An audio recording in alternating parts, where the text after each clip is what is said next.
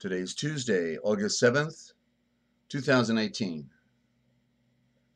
Get ready for the Emergency Broadcast System, the Forbidden History Series, what they didn't want you to know, but we tell right here. Time to call your friends. We now interrupt your normally scheduled programming to bring you this very important deprogramming program, the Forbidden History Series. And special thanks to YouTube.com for hosting the Forbidden History Series. Please note that the following views and the opinions expressed on this program are not necessarily the views nor the opinions of the Master Force Group, YouTube.com, Free America Radio Network, our sponsors, our partners, and MFG is a private society. Nothing here is ever to be construed as medical or legal advice, nor hate speech.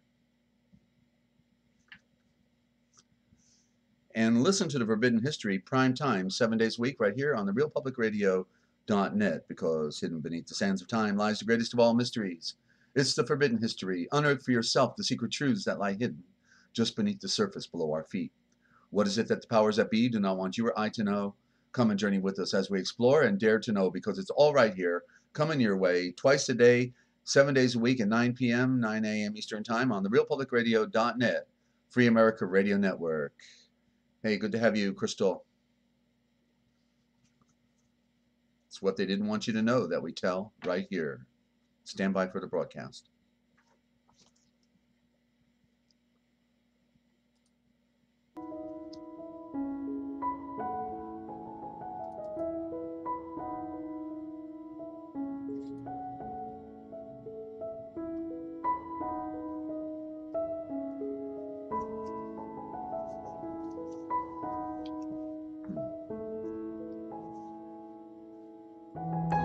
Coming to you live from Studio Z at the Lighthouse in Central Ohio and the heart of Amish country and Free America Radio Network in the land of dreams, enchantments, and nightmares. It's the Forbidden History Series.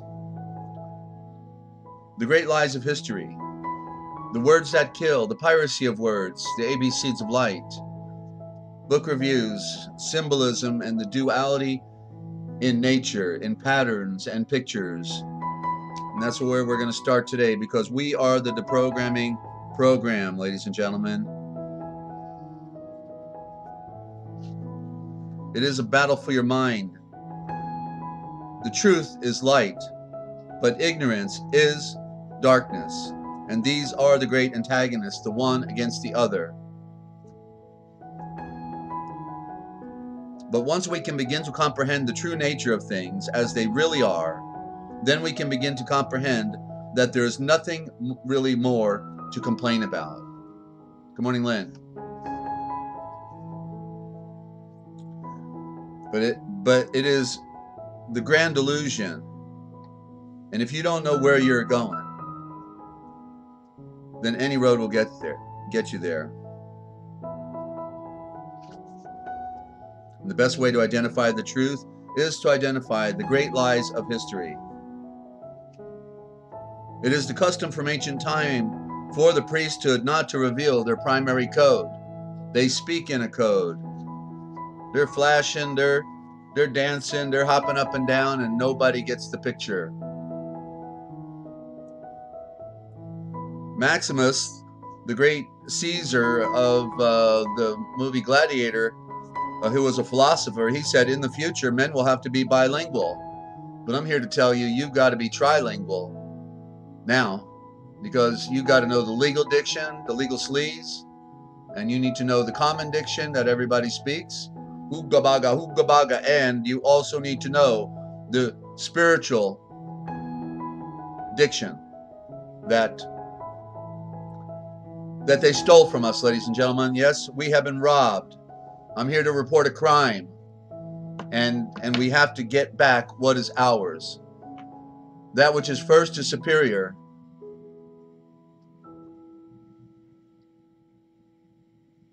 And welcome, ladies and gentlemen. I am your host, Desert Owl, a bird who sees in the night, and ate that red pill a long time ago, and it was kind of tough getting it down, but even though it's tough seeing the reality of our sad state of affairs in this world and where we're going, and the torment and torture of countless people around the world. There's nothing better than knowing the truth. You know, I always had. I first developed a saying. I don't care. I don't care how bad it is. Just give me the truth. Tell it to me, and then I'll learn how to deal with it. Okay, that's the main thing. But for the people, when the crisis comes, when our world implodes upon itself, I feel sorry for those people who didn't see it coming, who didn't spend that extra time with their babies and their loved ones, to hug them and hold them and tell them that they're loved, and to spend time studying the eternal walk that belongs to all of us. It's about our eternal walk. It's not about having a party on earth. The party is over. Um, so we've got to make sense out of the insanity that they have put upon us. The drugs, the pharmaceutical drugs, and then it's just, you know what I'm saying. It's just amazing where we are in this planet. It'd probably be better to be on Mars or somewhere alone somewhere than in the sea of insanity that belongs to this world, where people eat everything up. Yum yum, meet 'em up. Yum yum, meet 'em up. Remember that one? That was the Little Rascals. They were programming us back then, of course, weren't they? Right out the gate with television. And interesting that basically all of vaudeville and all of Hollywood was founded by Khazars who are agents of the Vatican. You know the Khazar, I'm talking about, right? Okay, so they worked overtime to deny us the light of truth. They even gave us our Old Testament, our Old Covenant. The B.30 Jews gave us the Old Covenant, and we've revealed the tricks that they played in that. And so we've got to keep moving forward here, unveiling the scam that they put upon us, ladies and gentlemen. It is possible to know and know that you know, and without any shadow of a doubt, it is possible to know. Yeshua said that there is nothing in secret that cannot be known. There's nothing hidden that will not be revealed. So it's a matter of pursuing it. Another statement is that there is nothing capricious in nature, and the implanting of a desire indicates that its gratification is within the constitution of the creature that feels it. Therefore, you never would have had the desire to know something unless it was within you to possibly know that thing exactly as it really is, because this universe was designed to reveal. It was designed to reveal. And Crystal, let's see what you're saying here. That it is hard pill to swallow. That's right. And I keep thinking I am so ready for his coming. So much darkness on this beautiful earth. Right. Well, the good news is he's already here. You see, that was one of my presentations. Go to the first 2 weeks, starting June 21st. All right, because as they have changed times and seasons, okay, they also played the greatest trick, because in simple terms, did not Yeshua come back when he rose from the dead? Did he not say, all power is given unto me? And then when he was taken up into the air in front of 100 of his friends, he said, behold, I am with you always. I am with you always, even unto the end of the earth, unto the end of time. I am with you always. And so that's the good news, you see. Yeshua has been my tree of knowledge and my seed planter, my teacher, all of these years. I'm not smart enough to know any of this stuff, okay? I was a free-range chicken, and but fortunately, in spite of the lack of attention I got as a young man, I identified with the Spirit of the Father and Yeshua. First read the gospel at age 16, and I remember I cried when I got to the end of the story. I thought, how in the world could they put this great guy on a cross and nail him up there, And so I was definitely affected in my early days. My early days, yeah. The kingdom of is in hand. Thank you so much, Lynn. It's at hand is the incorrect term. It is in hand. It is always in our hand. Everything was finished from the beginning. From the beginning, it was all pre-designed before it ever happened, and that's the great mystery. The kingdom of heaven is with you. Another scripture says that the kingdom of heaven comes not by observation, not by observation. If some say it's up in the air, up on top of the mountain, don't go. If it's under the water, don't go down there, because if it's up in the air, then the birds must be ahead of you. If it's under the water, then the fish must be ahead of you. The royal domain, the sovereign domain, the kingdom of heaven is within you. It is already there, and it is to be discovered in the true nature of purity, of sincerity, of honesty, of discipline, of wanting to do all things that are contained within the Word. It is the great mystery, ladies and gentlemen, and we're not being dealt a straight hand, and so that's the great tragedy. So starting off.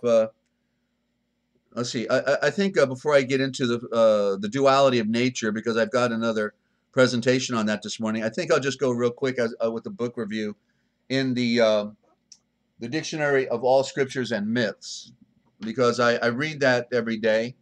I go through the alphabet, and then after 26 letters in the alphabet, right? Yeah, I go then back to the letter A, and I start over again, and I just keep going from front to back, front to back. MC Truth, good to have you. I think you're the first time on our chat room, on our program, so welcome. Good to have you.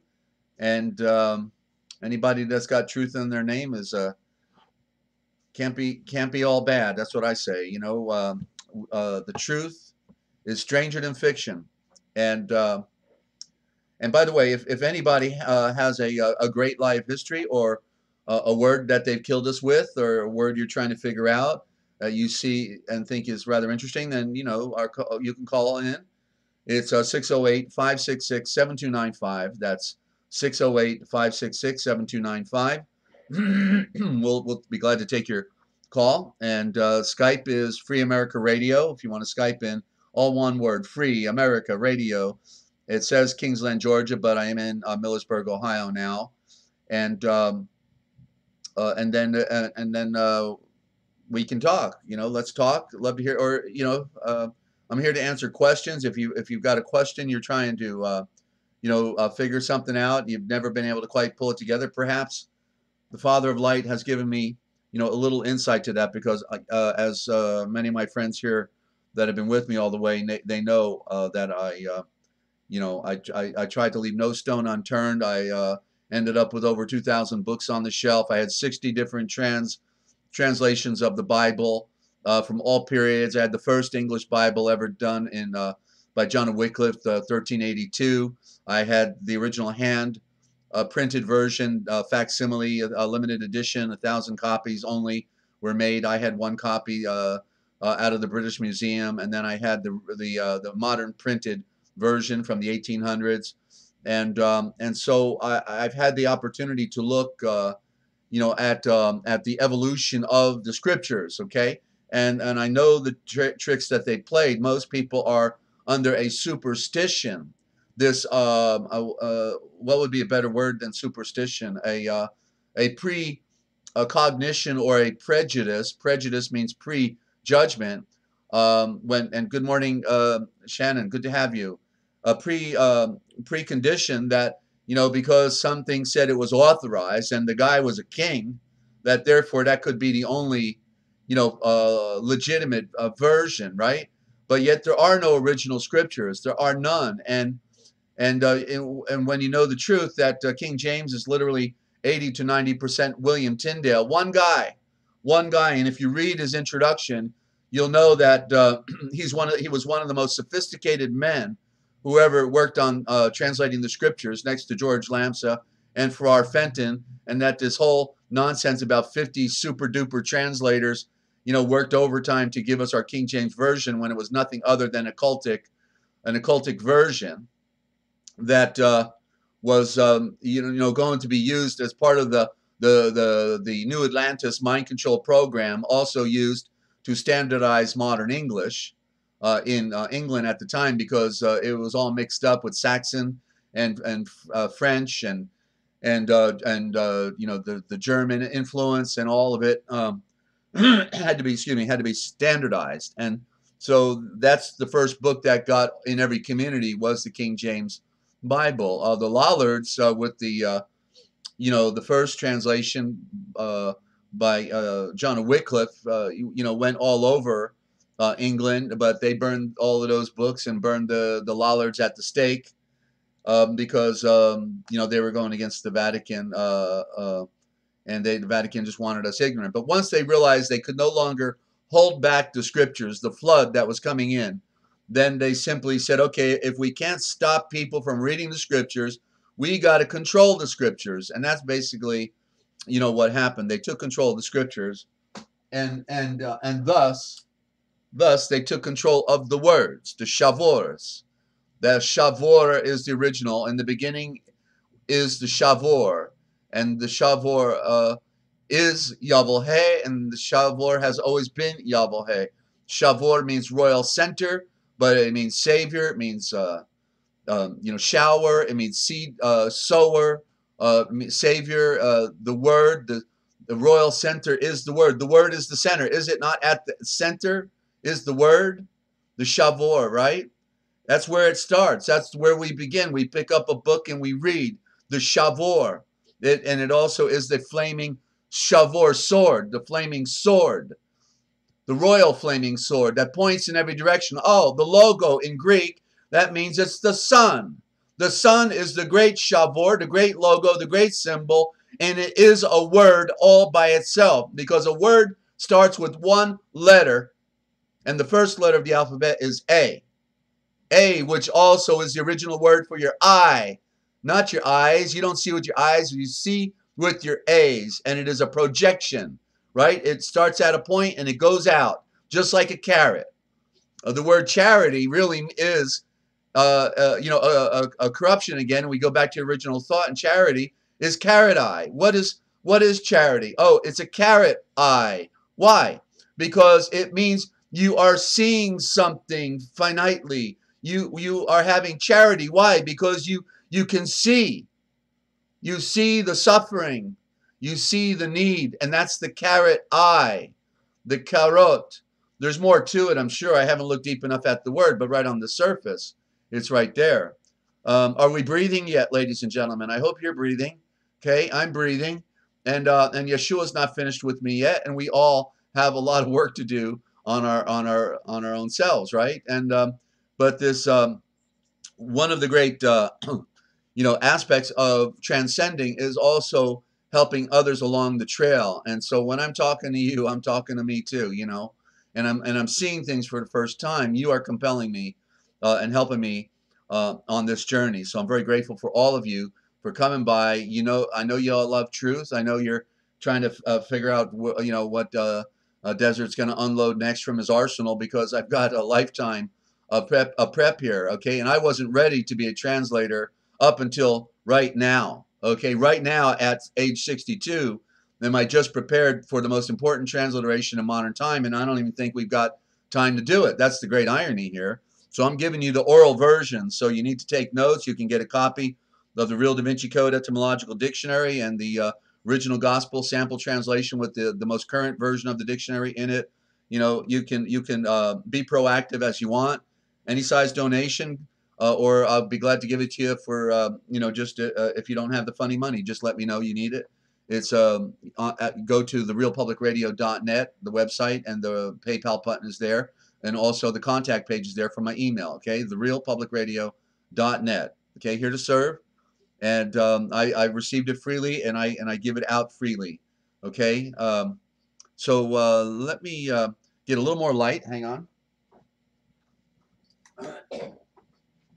And so I read a pretty good definition this morning. I thought would be relevant for everybody, because it is in the alphabet C, and it is calamities. And well, don't we know we're looking at some calamities coming our way? Yeah, remember Calamity Jane, right? Well, we're witnessing people every day on YouTube. We sit back and I see these these presentations. They take pictures around the world of all the floods, all the storms, all the fire, all the stuff that's going on. We're witnessing people dying, drowning, being burned alive in Northern California. This world. And, finally, I just heard this morning, because I just posed the question yesterday, right, about the fires. I said, where's the military?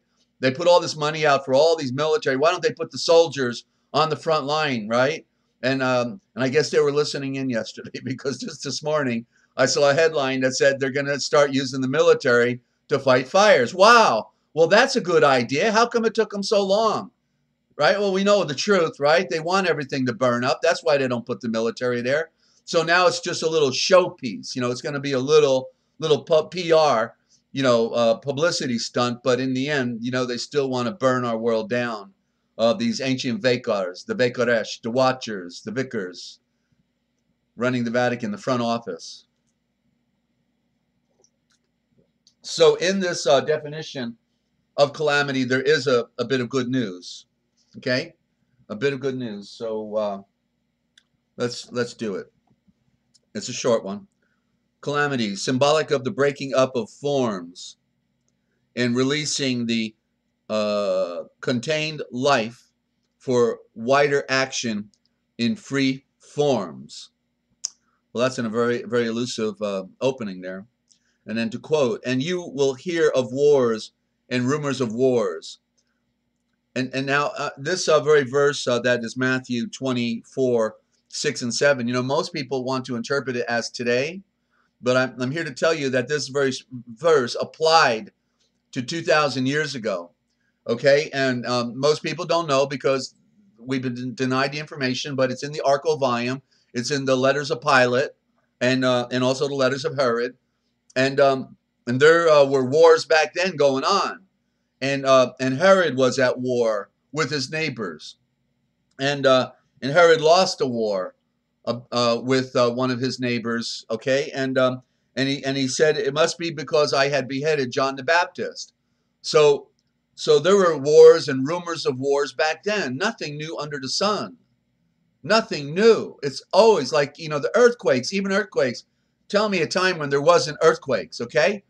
But at different times, it was more profound. Well, wasn't it rather profound when Yeshua was on the cross and he said, it is finished? Did they not have one of the most profound earthquakes in that region, right? It literally broke the lintel at the top of the temple, and it ripped the curtain from top to bottom, from the top down, not from the bottom up, but from the top down, saying, it's over. We now, just like the high priest when he says, okay, Yeshua, are you the seed of the Son? And when he says, I am, then he rips his clothes, right? The classic, going to tear your clothes apart because you just heard blasphemy. Well, then Yeshua gets to tear the temple from the top to the bottom, even breaks the stone, And so we've got to realize that we want to associate everything with today, but it's about 2,000 years ago. That's when it all began. And that's when Yeshua said, it is finished. It is finished. And what is finished? The perfection of man through the operation of redemption and salvation through the blood and the body of Yeshua. A new creature, a new creation. He ushered in the golden age of light that was then mysteriously shrouded by the occult governments and the priesthoods of the world. It's still here. He's still here. He's right here right now. Okay, that's the beauty. He came back from the dead, ladies and gentlemen. Okay, so I want you to get the context of this verse when I'm reading it, that it was relevant to 2,000 years ago. And by the way, in Revelations, everyone wants to associate Revelations to today, right? Well, look at the beginning, look at the end, where Yochanan John, he says, and these are the things that must shortly come to pass. But the real translation would have been that these are the things that have quickly already occurred. Okay, it was all about Yeshua coming to earth and what he did, and everybody wants to interpret Revelations and all the great symbolism, and they can't even read the regular scriptures. Yet they want to be great interpreters of deep, mysterious symbols and figures of speech. Just like when it says in Revelation, and I heard, Yochanan says, I heard the voice upon the many waters. Well, what was the many waters? And it said, I heard the voice that was on the many waters. That was I'd have to turn to now, and I can't paraphrase it very well, but that was like all of the voices of what it meant was, and what Yochanan was talking about was the duality, the that the other pagan cultures also had their own savior. Those were the many waters. The voice that was like the voice that I heard is what Yalkanan was saying. The voice, what voice? The voice about salvation through these other pagan traditions. You see, they all had their own savior archetype. That was the many waters, the sea of mankind. Okay, and so, but we, that's why a lot of these, spokespeople want to say that Yeshua never came to earth, that this whole thing was just a, some cosmic, illusion or something like that. But no, if you read about Clement, Clement defined it as the law of syzygy. And he says that before the true one comes, many false ones will come. Before the true, many false ones. And that was Egypt, that was Babylon, that was Shiva in India, and Krishna, and Apollo in Greece, and Zeus. Okay, and so those are the false traditions. And but there is one, right? There is one, and that is the center of the earth, Jerusalem, and that's where it all happened. That's where it all played out for the benefit of mankind, for all mankind, not for some group of people that thought they were better than everybody else, some special class. Give me a break, okay? And so the quote is, "And you will hear of wars and rumors of wars. See that you do not be troubled, for these things are necessary to come to pass, but the end is not yet." And so the end must have been when he said, "It is finished. It is finished. That's it. No more. You're out of here, Israel. It's done." You see? You have to see it in a different light. For nation, why? Why? Because they murdered the Mashiach. And so what did he do? Rent the temple curtain from the top to the bottom. Okay, get the picture. For nation will rise up against nation, and even Herod was fighting. Jerusalem was fighting its neighbors, and kingdom against kingdom, and there will be famines and earthquakes in many places. Yeah, it even happened in Rome. That's why they killed Pilate. Good morning, Mimu. They killed Pilate, right? They killed Pilate because they felt the earthquakes over there in Rome on the day that Yeshua died. Okay? And he got blamed. He was the scapegoat. And yet he was the one trying to save Yeshua's life. But all these things are only the beginning of the travail. What's the travail? When a mother is going to give birth, right? Not a good word, but we got to use it. A mother is in labor. That's what it means. Travail is labor. She's about to give birth. And so what was the birth? When Yeshua rose from the dead. That was the being born again, the first born again in the symbolic aspect of coming from the dead. Okay, but he did it in toto. Good. He did it in toto. Okay, continuing. Christ emphasizes the truth that such evils as wars and natural calamities with the sufferings entailed are means to an end and are not to distress the the faithful, for they do not affect the self behind. Okay, let me read that again. Christ emphasizes the truth that such evils and wars are natural calamities, and natural calamities with the suffering entailed are means to an end and are not to distress the faithful. So you're not to get distressed. Don't get caught up in it. Remember that scripture referred to yesterday, that a workman concerns himself not with the affairs of this world. And which is not the best transliteration of it, but does not get caught up. We don't get caught up like, oh no, is it going to be a war? World War III, are they going to pull the plug on us? And, we don't get caught up in it. We see it, we observe it, we look at it, but we know who we are and who we serve and the truth. Okay? I'm just reading here. I never thought about when he said it is done, what it really meant. Wow. Yeah. See, Crystal, because nobody's teaching it. Because all the bullpits are being run by Jesuits and Freemasons, you see? So they're not going to say these things. And so I'm like, I feel like, and I am in many respects, a standalone in conveying what nobody else is conveying. Because everybody wants to repeat the lie. They're repeating what they heard at the bullpit, and they're just repeating, and everybody's parroting. Everybody's a parrot. They can't get the vision for themselves, because what I would ask somebody, are the things that you follow the things that you have received through tradition, or did you receive it by revelation? Because everything's under the cloak of darkness, under the spell of occultism, and we were told to come out of the beast system, and therefore then the truth is ultimately unfolded and revealed.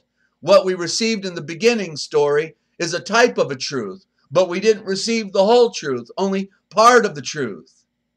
And so we now have to work. We have to work. It's a walk and a work to uncover the rest of the great mystery, because it comes in a mystery. We don't get the truth on a silver platter wrapped in tinseled gold. We get truth in part lies. We get truth in more lies than truth. We only have a story, and the story is a bigger story, than we could ever imagine. There's so much more to the story, and it's in the words. Continuing. We are to, and so, okay, where are we? So they do not affect, that we do not get caught up in the stress and the faith, that it being the faithful, for they do not affect the self. They do not affect the self, capital S, behind, in our passing phases, in no way final for the soul. In other words, we don't have an end. And, we are, if we're in the covenant relationship with Yeshua, number one, he doesn't want us to fall victim to tragedy. He doesn't want us, he wants to use us. He wants to use us in this time to help other people, now to give them the good news, and so we are to recognize in these troubles certain processes whereby the evolution of good is ultimately accomplished. Okay, this is compelling for us, isn't it? What's going on? All the drama. It makes us want to be perfect before our Redeemer. It makes us want to be fully connected and separate from this world. Now we can really hate the world, can't we? Absolutely. I've been hating it for decades, but now we can all pretty well agree on the topic, right? It is a lousy, stinking world filled of very wicked baby rapers and blood drinkers of our kind, while they're putting on polished tin badges and sheepskins and calling themselves brothers and everything else, while they'll take a teenage virgin girl and kill her and eat her flesh in a cave somewhere as a part of a ritual to be a 32nd degree or better, right? That's why we got all these disappearances, okay? With all this technology, people can't get away with crime. They can't get away with it, but the occult do. They're in control. They're in control, but it's only a perceived control. It's only a false control, because Yeshua is allowing him to do it. Only allowing them to do it, because in the end, they are the scapegoat.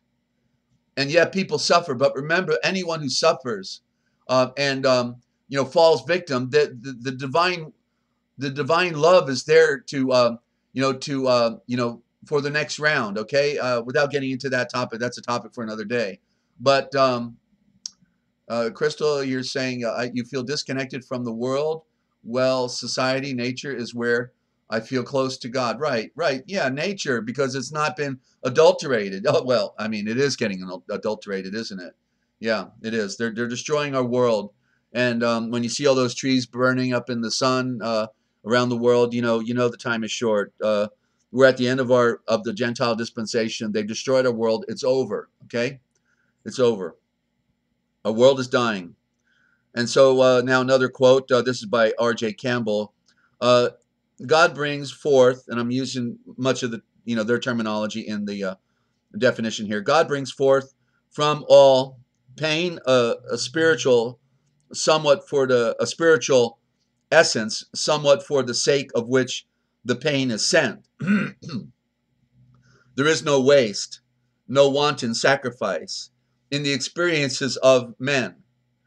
All human sorrow is the substance from which Yahweh is fashioning the sacred joy. You see, we go through our suffering and our struggle so that we can, really appreciate the fulfillment. When the fulfillment finally comes to each one of us, then we will really appreciate, because we have to suffer sometimes first, and we don't get it, right? But this is what it's about. All pain, whether deserved or undeserved, is Yavohe's accumulating barokim, or blessing. That's an endowment and an enlightenment, because in suffering you become enlightened. You get the picture. You wonder, what are these people doing to me when I haven't hurt anybody, or why is my best friend acting this way, or my loved one, right? Because they're in the darkness while you're seeking the light. They're in the darkness and they don't get it. They can't see past the darkness, while you're embracing the light. It's the great mystery. Okay, so so let me try this again. And so all pain, whether deserved or undeserved, is Yavohe's accumulating barokem, the endowment of enlightenment in his divine purpose. And it has its spiritual equivalent in the deeper life that is one with his own. That's the only love seed. Not beloved, it's his only love seed. No blood of the earth can suffer except Yavohe be with him. Why? Because he's with everyone. It's the divine presence. Very good, Crystal. No blood of the earth can suffer except Yavohe be with him, because he's with everyone. He knows how many hairs are on our head. He knows what we're going through.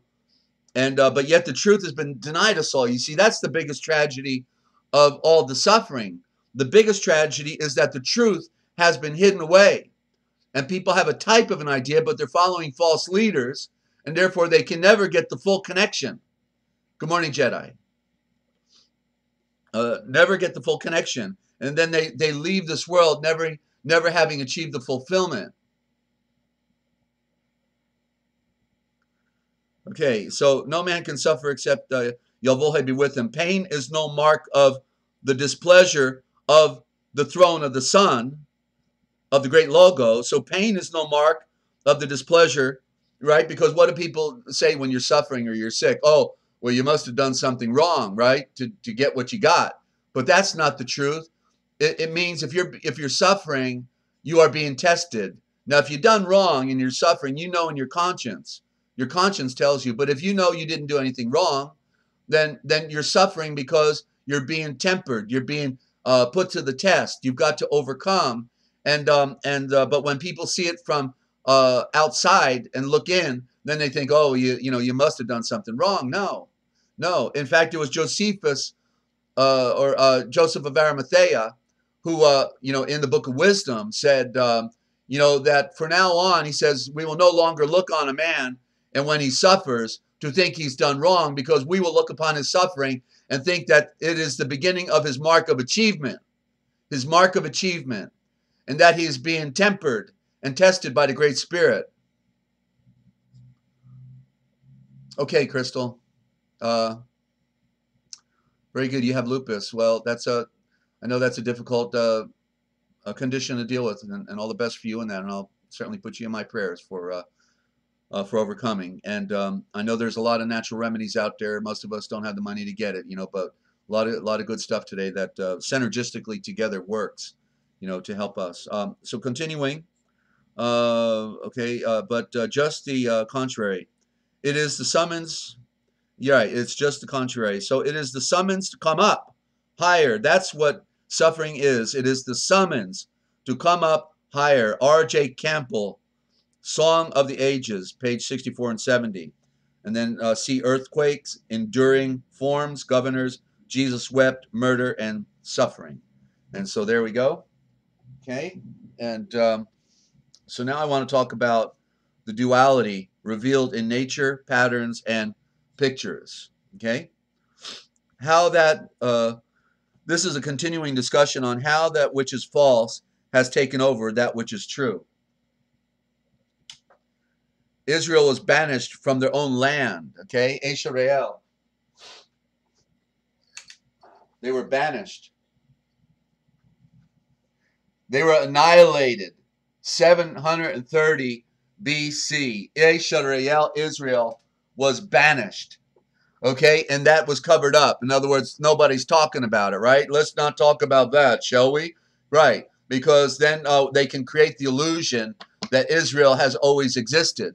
When the truth is that Yeshua, Yavohe, moved in Babylonian and Assyrian cultures from Nineveh and Babylon and other parts of that region. And they learned the customs of Israel, but they were not Israel. So Israel was supplanted. That's why who we call in Samaria, like the woman at the well, the Samaritans.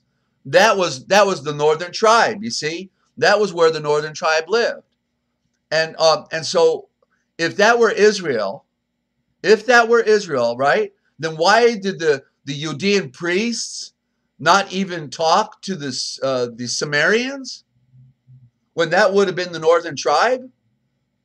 Right? Think about it. That the woman at the well says, "Why are you talking to me?" The Judeans don't talk to the Samaritans. And Yeshua set her straight on that, right? Because Israel was gone. Judah was gone when they were banished to Babylon. It was over. What part of banishment? Burning down your temple, destroying everything about your culture, your library, your customs, your tradition. Don't people get? Good morning, Ninja. Good to have you. You see, it was over. And that's why even the Judeans knew that the Samaritans were not Israel, but yet that's where Israel lived, in Samaria. And they wouldn't even look at, let alone talk to a Samaritan, these arrogant priests, in their phony tradition of the Babylonian Talmud, want to drink your blood and sacrifice your children. You see? What a trick and what a web. How can anybody figure this out unless Yeshua were willing to reveal it, right? Unless he were willing to reveal it. Because it has to be revealed. Because the lies are layered in an onion that's so great that all you can do throughout the entire process is cry until you get to the center, where then it's finally sweet. If you can get through that onion, okay? Because then you know the truth. And that's what they wanted to deny you, was the truth. The scripture tells us that it was a given that our pure tradition would be hijacked by the occult. Okay? It tells us, but can you interpret it? Have you read it? Do you remember where it's at? Anything I shared with you? Can you go find it right now? It's in every story. It's basically in every story in the Old Covenant and New Covenant. That's Yeshua's code. You see, Yeshua's got a code too.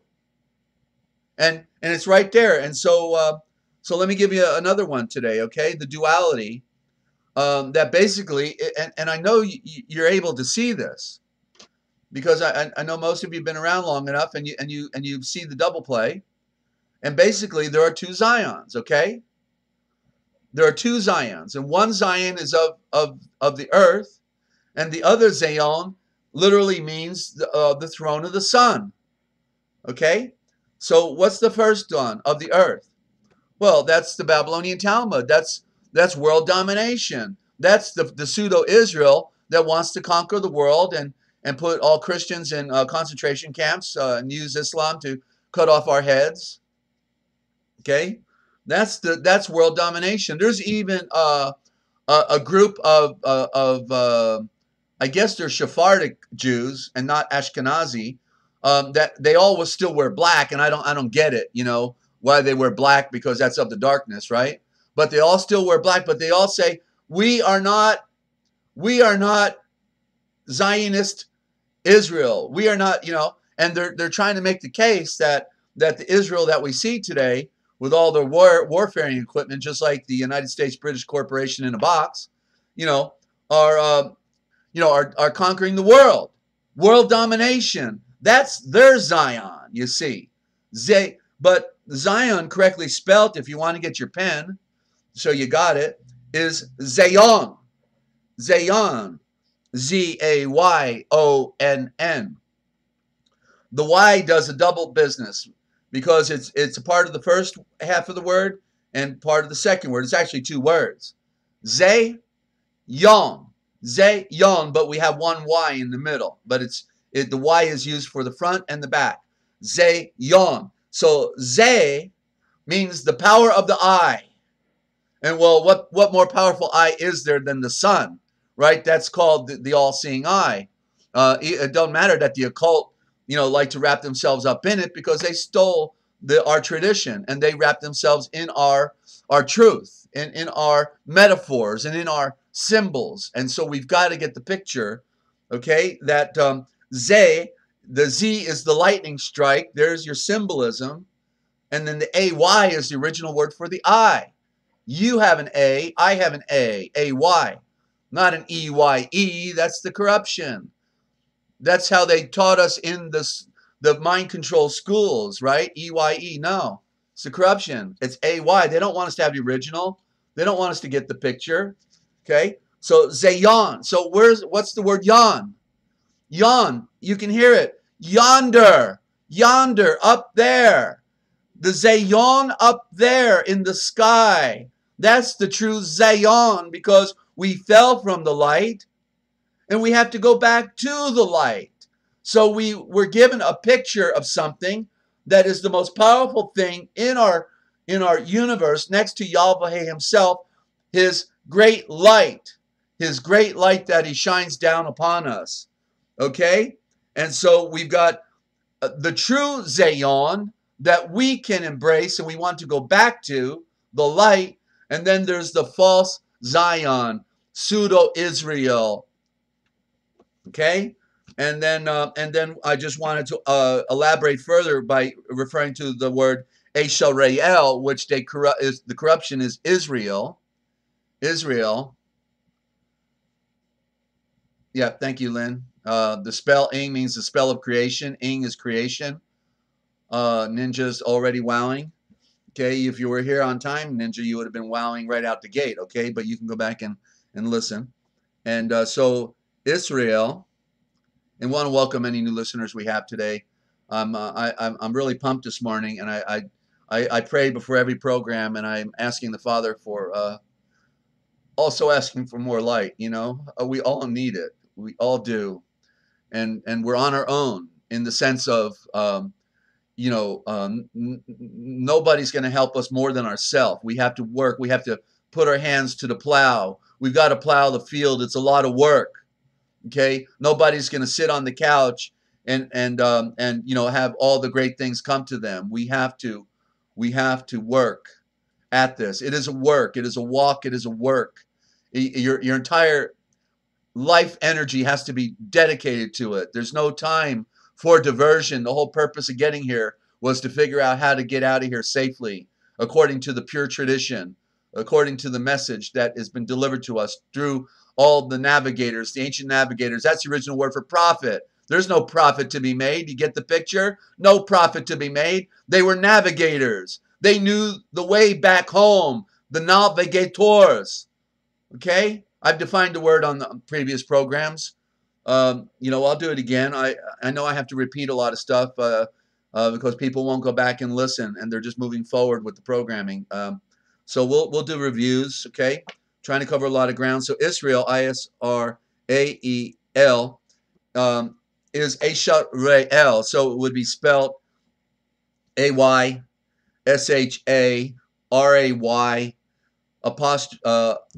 hyphen EL, capital E, capital L. Eshareel. Well, there you can hear the word Asia. You know that the place is called Asia, don't you? Good morning to Chile George. Good to have you. I think your first time on the program.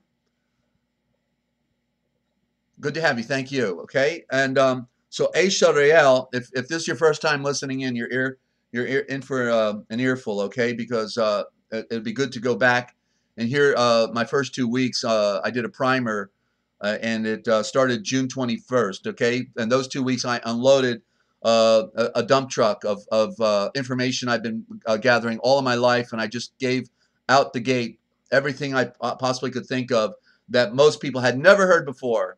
And yet it is a part of our tradition, a part of our world, part of our truth. and all destroyed. You know, the great liars, the deceivers, just like they, you know, have to destroy all the evidence of our ancient past, right?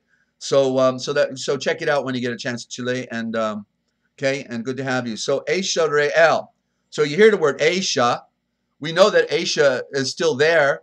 It's called Asia Minor, and Minor is the light. So Asia Minor means the light of Asia. What is the light of Asia? Well, that was at one time, all of that was Asia Re'el. It was Israel. Okay? Because Israel went all the way to Euphrates River. Most people don't know that when they took over and they conquered by the hand of Yahweh. And so, but Asia Re'el literally means, okay, the first royal eye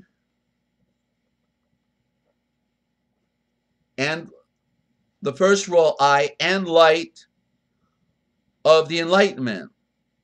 Okay, so AY is the eye, Shah is royal, Ray is the ray of light, and L is the illumination, the enlightenment. Good morning, Teresa. Good to have you. Thank you so much. I'm glad you tuned in today. We have a lot of people tuned in this morning, and it's great to you know, to share and to you know, to freely give this, that Yeshua has been feeding me from his tree of knowledge for all of my life. And I went on a very unique journey. As you listen to some of the back programs, you'll get the picture. And I could have gone back into truck driving and done 600 miles a day and never went home, but I knew that this was this was the way to, you know, to go. So therefore, it you know, we don't have any money; they got all the money, but we get everything done on a song, a wing, and a prayer. And you also are a prayer, ladies and gentlemen. We certainly thank you for your support here. Okay, but so Aisha Re'el is the first royal eye and light of the enlightened. Okay, the first royal. What does that mean? What does it mean? Because you see, in other words, he offered the enlightenment, right? When what happened when Moses went up on the mountain? He comes down. He comes down with the original law, the perfect law, right, in his breast. And as he comes down, he finds out they're having a party. Wait a minute, they're having a party and they made a calf, a golden calf. Whoa! And so what does he do? He takes the tablets that have the original law of life written on them, and he throws it at the calf and grinds it all together, right? The gold and the dirt. The gold and the dirt are ground together. And so they couldn't receive the first enlightenment, the first royal eye, the light of the enlightenment, the first royal eye, the light of the enlightenment, ladies and gentlemen. They couldn't receive it. Could not. And so that is what Yeshua then offers us, the first royal eye of the enlightenment. So what happened to these people called Israel? They were annihilated. The 10 tribes were annihilated in 730 BC, banished to Babylon and Assyria. And another tribe of the Assyrians moved in. They took over the customs of Israel. They brought back some of the priests because they didn't want to offend Yahweh. So they become like Israel, but they were not. And so the first royal eye and light was extinguished, right? We saw it with the 10 Commandments. We saw it with the banishment of Israel. They were extinguished because they did not fulfill the calling. It was not time yet. This was all symbolic of what was to come through Yeshua, because the world was not yet ready.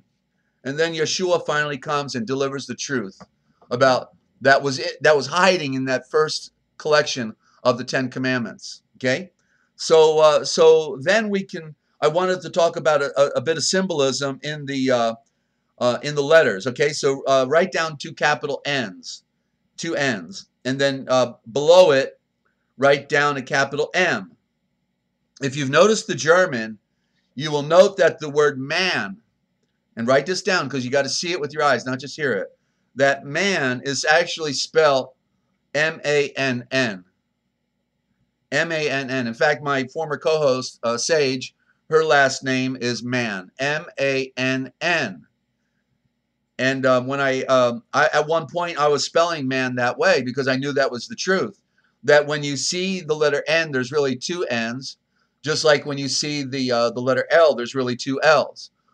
Two legs walking. One is up in the sky. One's on the earth. You can see it in the picture of the lamed in the Yiddish Hebrew. The lamed, you see one L is up, one L is down. Okay, so these symbols are talking. You have to be enlightened and to know the meaning of the symbol because it then takes you further down the road of that enlightenment. Okay, so therefore we then see the better picture in the word moon. So write down the word moon under man, but spell it M-O-O-N-N. Okay, and so we're talking about the duality revealed in nature, patterns, and pictures. And so as you can see, there's something going on there. I think you're starting to get a picture, but I'm going to refer you to one more thing now. What's at the center of our alphabet? At the very center of our alphabet, we got the letter M. And what comes right after it? The letter N. N as in Nancy. Okay? M-N right there. And there is our man. There is our moon. The parent root of man and moon are the consonants. And it is M-N right in the center of the alphabet, right at the very middle. And so what does it mean? MC, good to have you. Okay? And hope to see you again. Peace and love. You're always welcome to call on the side, touch base. We're here to serve if we ever can. And so M-N. So what is the M versus the N? The N is a double play. You see it in the word man. You see it in the word moon when you have two N's. When you have an M, M is hiding the two N's. The two N's come out of the M. M is the what's at the middle of the capital M? It's a V, right? It's a V held up by those two classic pillars we've been talking about, the columns. The V is being held up by the two columns, and it creates the letter M, capital M. Primary root stands for mother. Okay?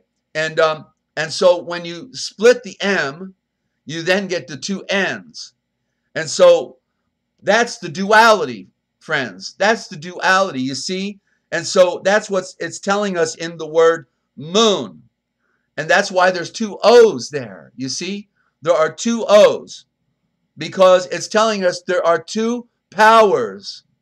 It's the duality, you see. The light and the darkness, the sun and the moon. The primary of the two O's is the sun and the moon. They are the two columns in the letter M holding up the V in the middle that create the letter M. Okay? So man is a creation, and he was known as Son of Man, but he was the seed of the moon. Son of Man is a code for seed of the moon, not seed of the light. No, we were in the darkness. Okay? Yeshua was the seed of light, is the seed of light, and brings it. Okay? So there's your duality in symbol, ladies and gentlemen. This, I'm telling you, I have never read this anywhere. What I'm sharing with you is revealed by Yeshua because he caused me to be adept in reading the symbol. And the alphabet were the first symbols that opened up to me.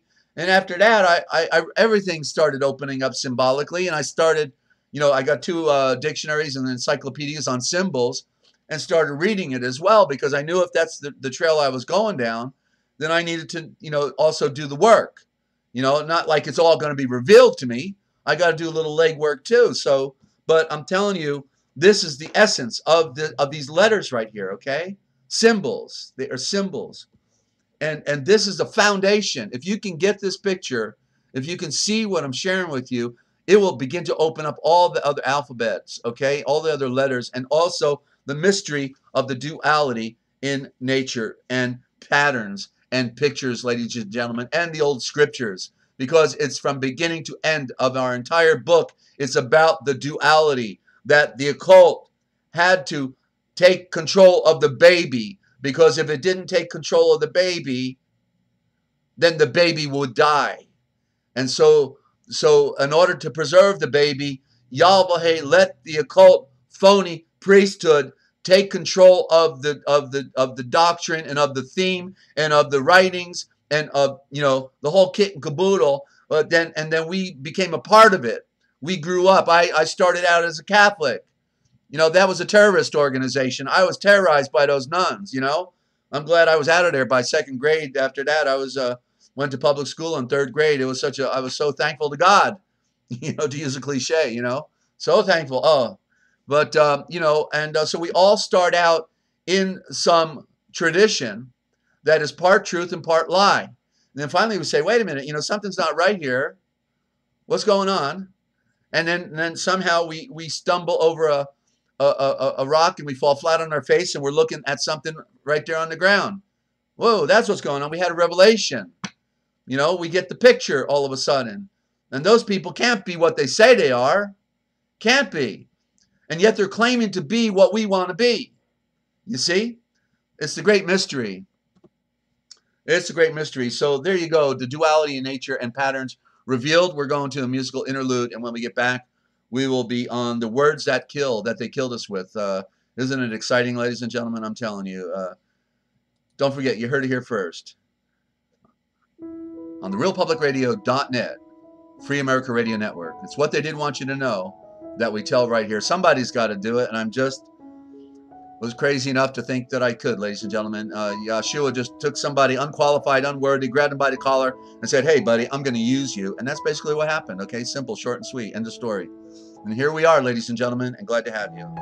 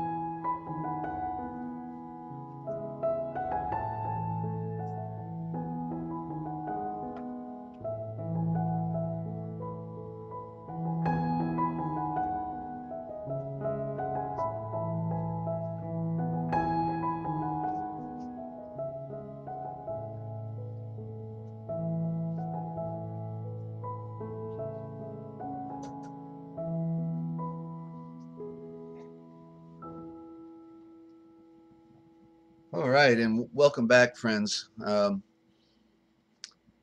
so honored to know so many wonderful people. You know, I just a couple months ago, before I started going to all the Skywatcher channels and watching the sky, I was surrounded by Freemasons that basically hated my guts and trying to figure out how they can do me in. And here I am in a small town, and then I started talking to all of you and thanking you for all of your great research. I gave up watching the sky about a year and a half ago, and or a year ago, and and said, you know, this is such a preoccupation, you know, to try to figure all this stuff out. And I've been watching the sky like for 20 years. You know, it's like I saw the chemical spraying, the aerosol spraying of our skies back in 1997, 98 for the first time, and therefore, so I've been watching it over 20 years, and I just got away from it for a couple of years and just went in a, you know, different direction of study. But then I said, well, I want to see where we're at now. Let's check it out. And so I started watching all of you you sky watchers on your channels, and thanking you. And my computer had crashed. All my stuff is still on my old computer. And then you know, I said, okay, well, even though I don't have any of my stuff, I'm just going to turn on my channel and I'm just going to wing it and see if I can't do this. And thanks to someone who was able to help me, I figured a few things out with my OBS code, you know, broadcasting that goes with the YouTube. You know, it's all that technology. I'm not there. I'm into ancient technology and words, you know. So anyway, I realize now that we are indeed at the crossroad of a very dramatic moment in Earth's history, and there's nothing other than the end that it looks like. When they've destroyed the ozone layer, ladies and gentlemen, you know it's over. Okay, we see the plants dying. The people are going to start dropping down with heart attacks and getting hernias and cancer. Okay, that's why we don't want to go in the sun anymore. But I find it interesting. I'm looking at the quote by Teresa up above on the chat, and she says, yes, the nuns are awful. You see, look at the word nun. It just bumped up, but look at the word nun. The word nun has two N's in it. You see, N-U-N, and there's my witness again. Okay, because you got the two N's, and you got a corruption in the middle, because nun represents noon. That's another expression of the duality, because the light comes down, then it falls, you know, and becomes into dense matter. But nun, we know those nuns, they claim to be virgins, and then they act like you know, whores from planet Mars, you know. And so there you go, ladies and gentlemen. That was great, Teresa. Thank you for that. And so let's get into some words that kill. And so Ninja's saying, Desert just wanted to tell you that I had oily muck falling from my sky today.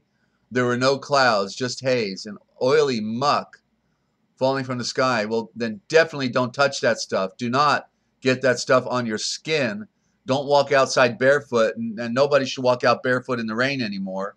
John Coleman, he wrote the Book of 300, didn't he?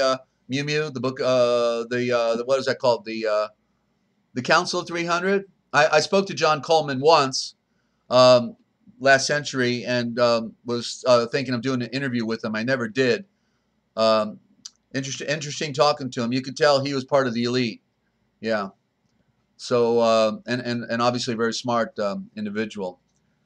So okay, so we're on the piracy of words, those words that they killed us with, and so I wanted, before I get into the Piracy of Words book that I drafted, I wrote down on a card last night what I was hearing, that Alex Jones apparently, oh, excuse me, that is not Alex Jones. What's his name? Bill Hicks? Yeah. Bill Hicks, the magician, the comedian, the weatherman. Okay, I don't know what that is, Mimi, but anyway, InfoWars, you know, apparently Bill Hicks, aka Alex Jones, is being bumped, I guess, from all the certain media platforms. I don't know enough about it. I just got wind of it. Oh, I got you, Mimi. Okay, thank you. Thank you. Yeah, so yeah, he was talking about it back then, no doubt. No doubt.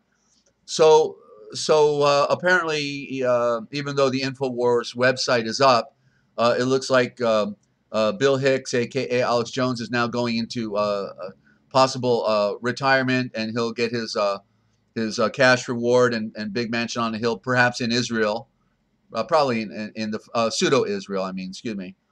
But you know, so nobody's. I've been saying this for years, because I know the definition of words.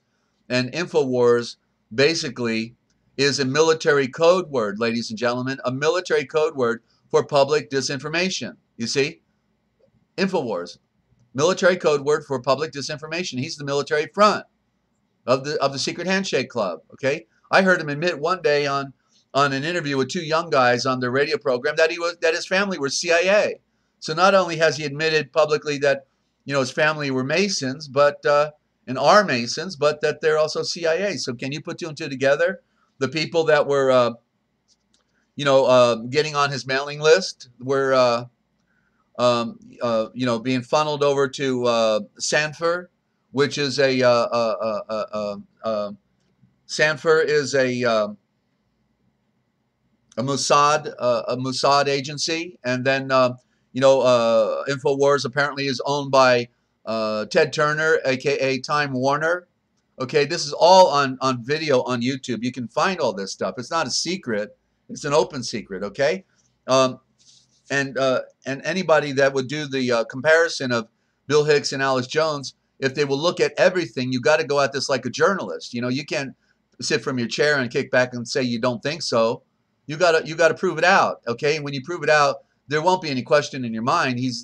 All he did was change his voice. I mean, don't you think anybody could change their voice if they want to change their voice?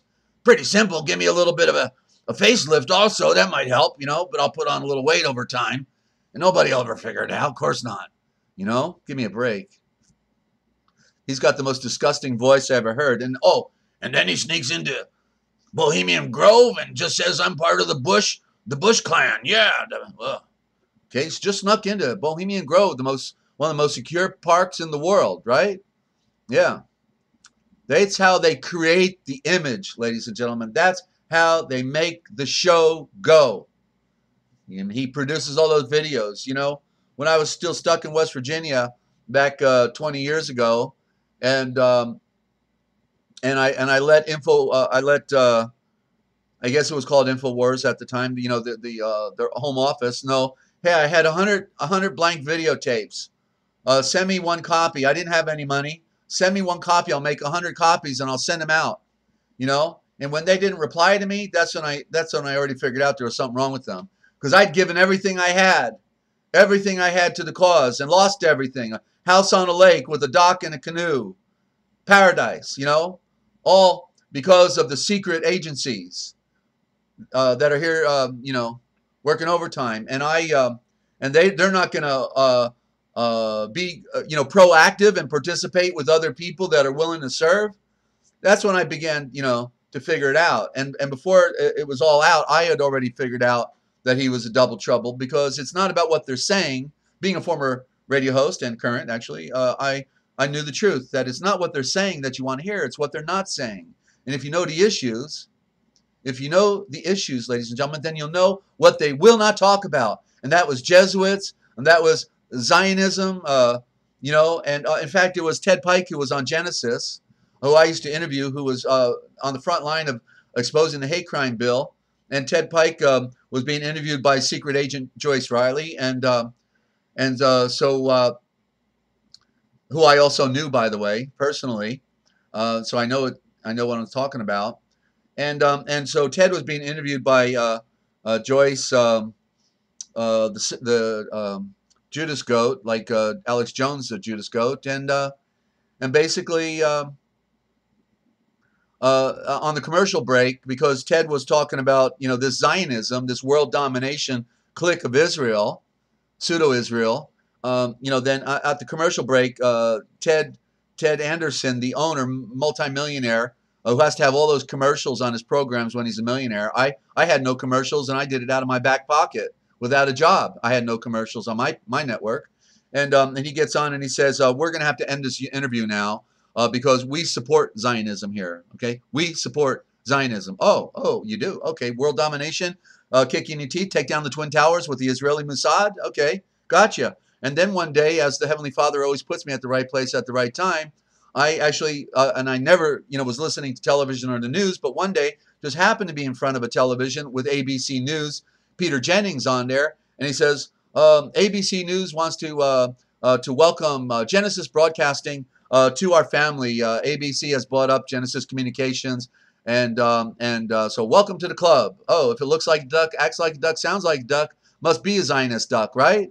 Okay, and that's the network that Bill Hicks, a.k.a. Alex Jones, Judas Goat, was on. You see?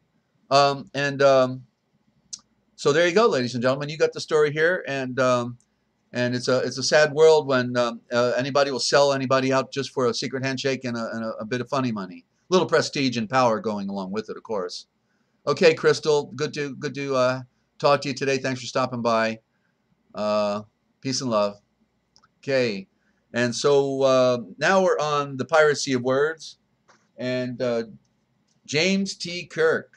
James T. Kirk, ladies and gentlemen, code word for the seed. James is the seed of the means seed of light.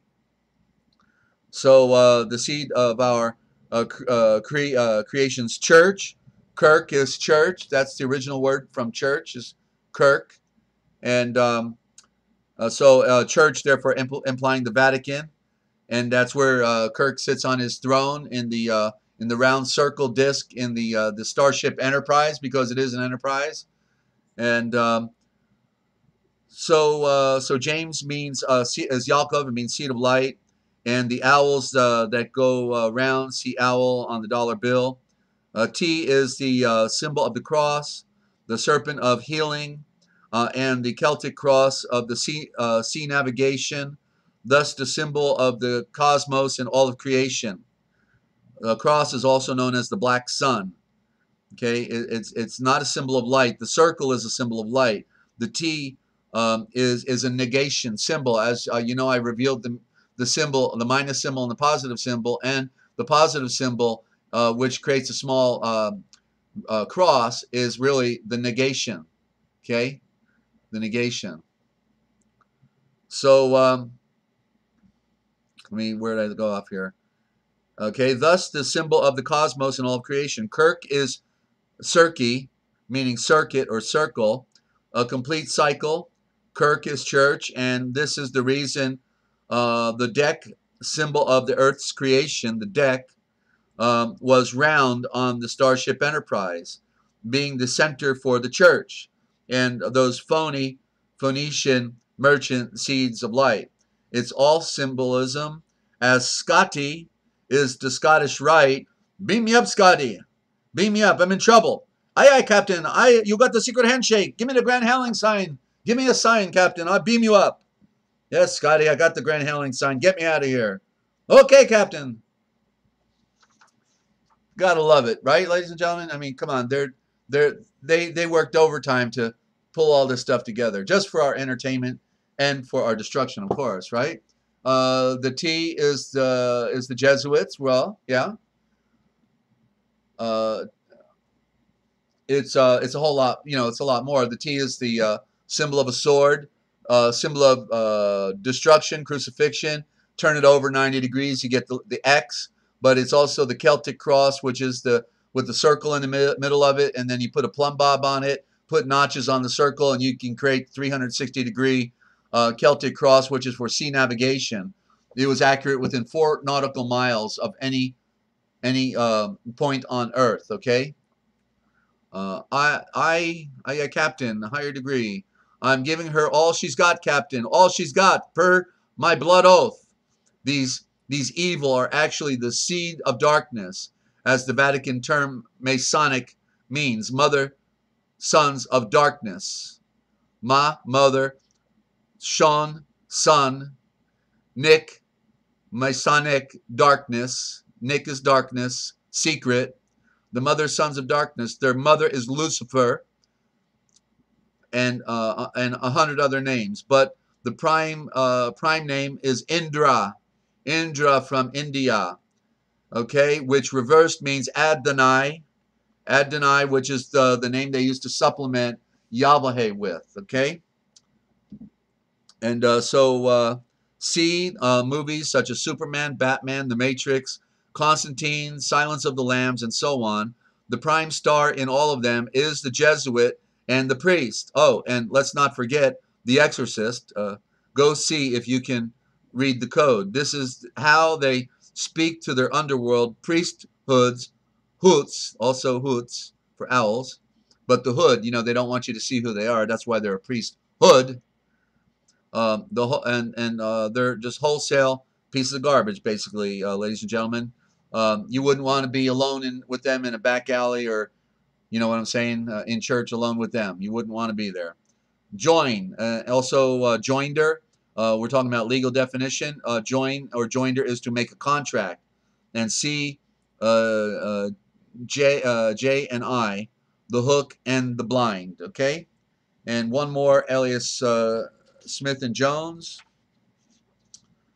Jones and Smith, Johannes and Schmidt. Johannes and Schmidt, two of the most common Americanized names for some of the first Vatican eyes, agents infiltrating America. Not to mention, think of Smithsonian. Christmas was not celebrated, nor was Catholicism allowed in early America, if you know your history. They were fleeing the Vatican. Remember, they were fleeing Roman persecution. People were fleeing Catholic persecution, coming to America. The German Aryan Catholics brought Christmas. That would be the Khazars. They brought it over to England, and there were even Illuminati on the Mayflower. That's why they called it a Mayflower, because on the May Day, Mayflower, that's when the Illuminati founded America on May 1st, 1776. So Mayflower is a code telling you that you had the good people come over to innocent and the occultists, okay, setting up shop, Northern England, New England. Oh, New England. Yeah, I get that picture. Why would they call it New England if they're fleeing England, if England was the beast system, right? Think about that, which is an Illuminati code in itself. C, American was officially founded on May 1st, 1776 by the Illuminati, Adam Weishaupt, and their distress code is Mayday, Mayday, while they're wearing their dog tags, of course, right? See the phone book and note that there's more Smiths and Jones than any other name. They even made a movie called Alias Smith and Jones as a play on that theme. Johnson would have been the next name that would be on the secret agent list. John's son, you know, because St. John the Baptist Day was the high day in Freemasonry, June 24th, when the Grand Lodge was formed, 1717. So yeah, so you got to know the words, you got to know the history, you got to know, ladies and gentlemen, you got to know the snow job that they played on you. They hate your guts. Get out of here. They can't wait till they can drink your blood, ladies and gentlemen. They're gonna have a party on that night, you know? Yeah, I got to turn off my air conditioner. I'll be right back.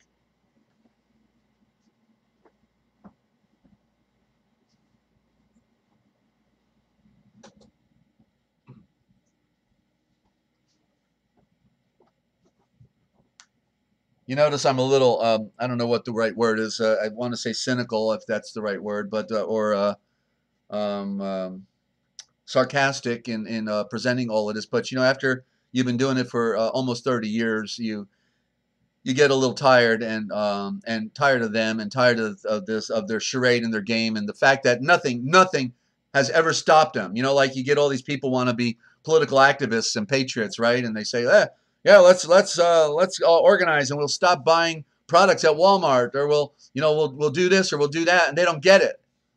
There's nothing has ever changed. Okay, they run the world. The only thing we can change is ourselves. We have to go inward. We have to identify the truth of our universe, of all creation, connect with the one, the spirit. He's invisible, but yet he's right in front of you. He is touching you closer than the air itself, and people can't see him. That has to be our pursuit, our eternal nature. They want us diverted, looking at all the diversions like Alex Jones and Tammy and Bippy and Boopy and all the sensational stuff going on, and the talk shows, and Jerry Springer, you know what I mean, and Oprah Winfrey, and just getting caught up in all of that entertainment. Yes, entertain. There's the word train. Add the royal symbol R, and you get enter the training, entertainment. Okay. Yeah, that's right. Passionate. Yeah, I'm passionate about it. I'm just, I know that, to know this stuff is a burden. Okay. And I suffered from depression and just really, you know, you don't want to be here anymore, bottom line. But you know, to be able to help you folks see it is, you know, it gives me purpose anyway. You know, it does give me purpose. So I'm wanting to um, you know, do what the Heavenly Father I know has called me to do, and that's to share the good news and the bad news. Okay, there's bad news and there's good news. At least, you know, if there's only bad news, it'd be really bad. But no, we have some good news, ladies and gentlemen. And so let's move forward here. And by the way, don't forget, if you want to support your health, you can be part of the Master Force group. The Master Force group that supports the Master's program, and the Master's program is the original gospel that I am wanting to produce, and it does take that funny money. But if you want to support your health, then you can be a part of the Master Force group by going to healthwalk.basicreset.com, healthwalk.basicreset.com, and you can sign up for free, get your own online health food store. And when you get people to sign up through your channel, you can get people to sign up, you know, through your channel. Then we get commissions through multi-level. It's all to fund the, you know, the We Are All Doing Time prison project and the book publishing. Okay, this is what we're trying to do. We want to get the Book of Wisdom to those in prison first because they're suffering in prison big time. Good morning, April. Good to have you. And healthwalk.basicreset.com. Some of the most powerful health products are right there, okay? And you know, we all need them. So that's the way you can support the broadcast. And if you do sign up, get your own website, then give me the domain, and I will then put it on a 3x5 card, and I will give out your website here on the broadcast, okay? And we will do a lead share program and sign people up under our friends that are supporting our broadcast, okay? So we're gonna spread it around. And that's the way to do it. If you want to be successful, then you have to help other people be successful. That's the maxim of success marketing, okay? And so I'm also a student of marketing all my life. As you can probably tell, I've produced quite a bit of stuff, and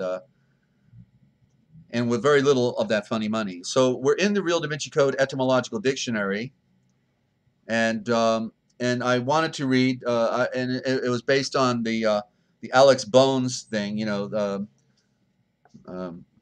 May he rest in confusion. And I went to the definition prison planet in the Real Da Vinci Code Etymological Dictionary. So let me read it, okay? And prison planet. On October 9, 2011, the guest on Coast to Coast Radio was Charles Smith. He is an insider who has come forth and spilled almost all of the beans. He said various U.S. as well as most foreign agencies have had the capability for years to spy on everything anybody does. That means telephone, landline or cell, Skype, email, mail of any kind, wire transfers, bank accounts, anywhere in the world. Now, and that's 2011, okay? But it goes even further back before that, okay? Now, here's the real scary part. He says various governments, including, of course, our own, developed radar arrays years ago that can wirelessly see every keystroke on any computer they feel like targeting. This means that there's no possibility of secrets unless hand carried and handwritten. It is so prevalent throughout the world that the U.S. regularly sells its secret fighter plans to Russia and China. That is why both countries have fighters that look suspiciously like ours and each other's. He went on to reveal that the reasoning behind this is the U.S. is completely based on the military-industrial complex. And by the way, we should also add that's why you know, Russia also had a you know, what do they call that rocket? The shuttle, the space shuttle. They had a space shuttle identical to ours, okay? Because it's a double-headed eagle. The left hand is the right hand. Right hand is the left hand. There are no enemies. That's what I've been saying, ladies and gentlemen. There are no enemies, only pretend enemies to put on a show for you and me, babe. You and me. This requires, so don't be fooled anymore, okay? Don't get caught up in the drama. It's a dead horse. This requires constant refunding to stay ahead of the potential threat of what our dear pretend enemies have developed. Therefore, it follows that if they have something as modern and up to date as what we have, then we must have more funding to gain the upper hand and create something better than what the enemy has, the pretend enemy has. The entire program went from one shocking revelation to another, and the guy never faltered when asked any question.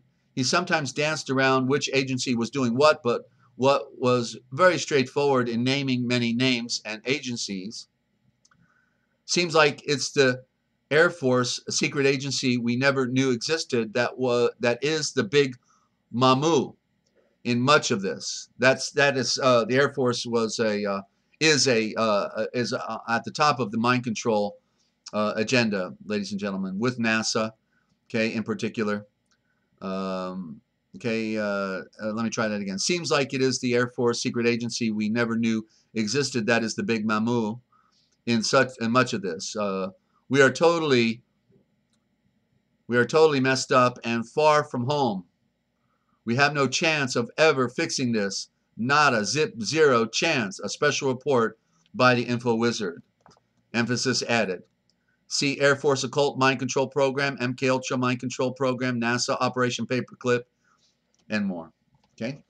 And so let's get to our spiritual pursuit, ladies and gentlemen. This was enough of the nature of this world. And let's get back into the history of the church. Tomorrow I'm going to do a special read. I just realized I talked myself out this morning, and I'm going to save this because it's a little longer than what I'm ready to read right here this morning. But it's called The Knowledge of the Two Ways. It's a book, one of our lost writings, also called in the Greek the Didache, which means the knowledge of the two ways. Okay, and so it's I'm rather convinced it was written by Barnabas, aka Barnabas, but it's Barnabas, and because it's at the end of the Gospel of Barnabas as well, and it's beautiful. The knowledge of the two ways. Got the right hand, got the left hand, ladies and gentlemen. So that most likely will be tomorrow morning. So let me grab the history of the church, and hope everybody's doing all right tonight. I know everybody's got a different struggle that they're in, that we're trying to overcome, and we can do it, but it will take 100%. Remember, we have to love the Heavenly Father with all our heart, all our mind, all of our energy, and we have to love our neighbor as we love ourselves. Love our enemies. Doesn't mean we love what they do, but we still have to give them a glass of water when they kicked us down and in the teeth, right? So it's part of the great mystery. Yeshua will honor us when we honor him in his burning shavors, his word. So let me get one sip. And I hope you did tell your friends about the broadcast, okay? After all, you wanted to know, right? And there's many people out there that aren't talking to anybody, the folks that are up there in years like myself, and they don't have anyone talking to. You notice the older you get, seems like the more isolated you get at times. And but Bluebeam, Skynet, yeah, well, there you go, right, Project Bluebeam, sure, obviously the people that work in that department got to be a little mind controlled somehow, right? Right. Or else they sexually abused him at 2 years old and kept him in the program, and they never escaped, and then they became part of the new puppies because, they got to stay on their mommy's tit. They can't live without mommy. Mommy abused them right from the beginning, raised them, gave them chocolate and drugs and pills and made them depraved. That's why Delta Force was willing to set up 5 machine gun nests around the Branch Davidians while the tank was blowing holes in the building. The machine gunners were machine gunning anybody trying to come out of the Branch Davidian home and church, not compound, home and church. Thank you, Miriam. Paul sent as a prisoner to Rome and there acquitted. And here we are again in the history of the church by Eusebius. This book was published by Dorset. I think there's several different versions out there. As successor to Felix, Nero sent Festus.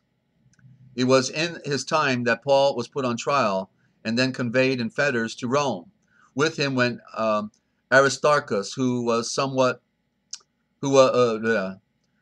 whom somewhere in the letters, the epistles, he naturally referred as a fellow prisoner.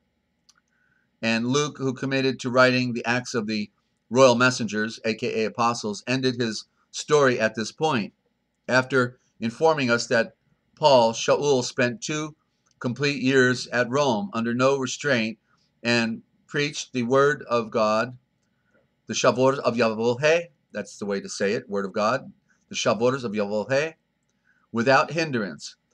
There is evidence that having been, we were told we had to learn new tongues, right, ladies and gentlemen? You remember that, right? And so that means more than one thing. More than one thing. It's not just when I'm sharing the words with you, but ultimately when you receive the great breath, you will speak in another tongue as the evidence of the Spirit in you. But isn't it interesting that we're learning to speak a new tongue right here? Okay.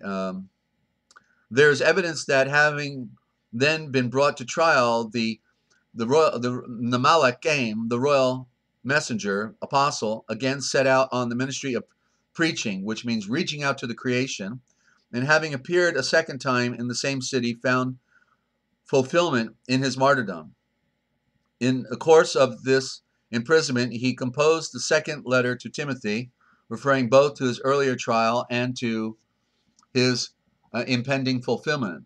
Listen to his declaration on this point. At my first trial, nobody supported me. They all left me to my fate. May Yahweh forgive them.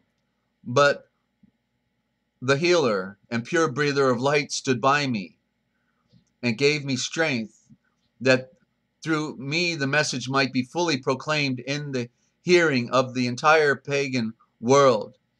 This is how I was rescued out of the lion's mouth. It should be leopard, probably leopard's mouth, because they wear the leopard skin. This passage proves beyond question that on the first occasion, in order that the message proclaimed through him might be fully proclaimed, he was rescued out of the lion's mouth.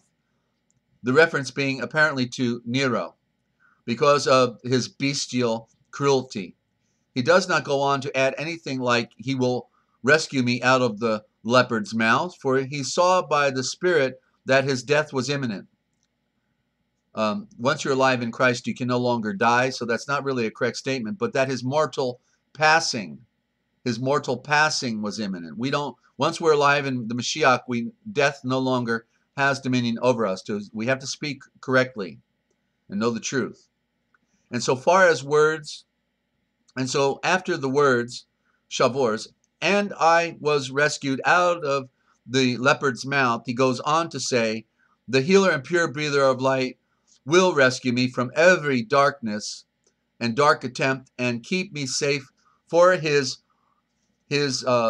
illuminated royal domain, indicating his forthcoming martyrdom. This he foretells more clearly still in the same letter when he breathes, for I am already being offered as a sacrifice, and the time for my departure has come.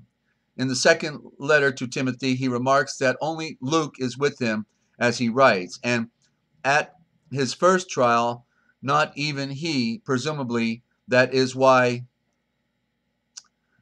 Luke concluded the Acts of the royal messengers at that point, having traced the course of events throughout the time he was with Shaul, Paul. I have said this to show that it was not during the stay in Rome described by Luke that Paul's martyrdom was accomplished. The probability is that since at first Nero's disposition was milder, it was easier for Paul, Shaul's defense of the faith to be received, but that when he had gone on to commit abominable crimes, obviously Nero, above all else, he launched his attack against the royal messengers. And tomorrow will be in the martyrdom of James, the brother of Yeshua. Okay? And I'll just real quick do one chapter out of the original gospel. And if anybody is listening and new, you can get a copy of the original gospel that I read here most every morning by going to therealpublicradio.net/original_gospel.html. I'll give it out again. That's the realpublicradio.net / original _ gospel.html. Just note the time, and you can play the recording back. It's 1:39:58 or 1:40, 1 hour 40 minutes into the program when I give out that website. That's the way to do it, ladies and gentlemen. Okay, so so here we are in the original gospel, aka the Aquarian gospel, and we're in chapter 24. We're making slow progress in the greatest gospel, the original gospel, 182 chapters. It's the life story of the Mashiach. He had a life. Did he not have a life? Would it not make sense that the one who made the universe could also engineer that his entire life story be written? Right? I mean, think about it. Right? Logically, that obviously, and when he's doing his last 3 years in Jerusalem, what do they say? Isn't this the guy? You know, doesn't he look familiar? Like, you know, isn't he the son of Mary and his sister with us, Miriam? And you know, because they were trying to figure him out. Like he was gone. He had been gone, okay? And he was gone a long time. We're talking like, 10 years or more. 10 years or more, easily. 14 years, I believe. Yeah. Chapter 24. 4 years, the Judean boy stayed in the temple at Yalganath. And now, don't forget, we're in India, the land of the East. One day he sat among the priests and he breathed to them. Create light. Tell me all about your views of the caste system. Why do you say that all men are not equal in the sight of Yahweh? A mother star of their law stood up and breathed. The only true anointed pure great breath of the one whom we call Brahm made men to suit himself, and men should not complain.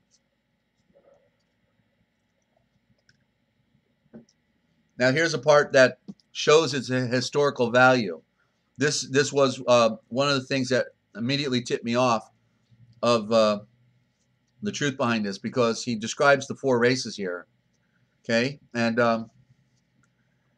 it's right on, because I already knew that the Celtic, the red-head spotted, proliferated all of Europe, the Middle East, and all the way to India, and they were the warfaring class of the Aryans, the Aryan priesthood. Okay, the red-head spotted were the Phoenicians. They were the Canaanites, the children of Cain. They were stained in blood. Okay. So, in the beginning, days of earthly life, Brahm spoke. Now remember, this is the pagan priest speaking. Brahm spoke, and 4 blood of the earth stood before his face.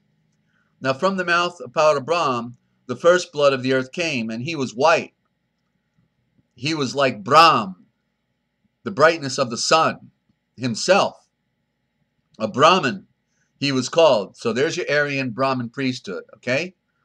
The ones who conquered the world, who had the knowledge, the seed that came down from Adam. And he was high and lifted up above all. Now these were the fallen watchers, okay? And he was high and lifted up above all need. He stood.